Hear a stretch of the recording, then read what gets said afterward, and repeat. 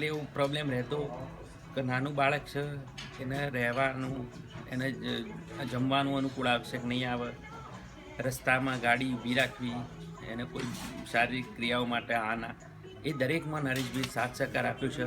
અને જ્યારે પણ અમે કીધું ત્યારે ત્યાં મેનેજમેન્ટ કરી અને ઊભી રાખી, પેશાબ પાણી દરેકની વ્યવસ્થા વ્યવસ્થિત થઈ ગઈ. અમારી સાથે ને સાથે રહ્યા અને એમનું મેનેજમેન્ટ બહુ જ સરસ અને એ વખાણવા લાયક છે.